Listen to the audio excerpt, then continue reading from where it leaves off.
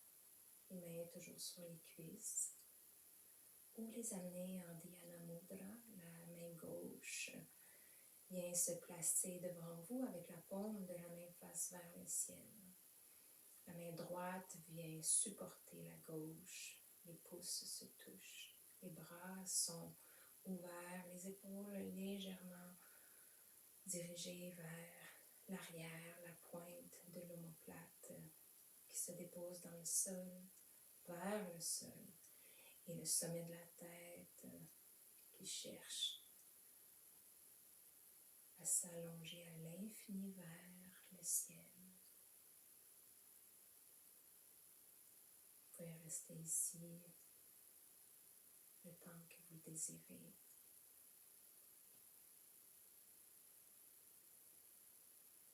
Om Namasté.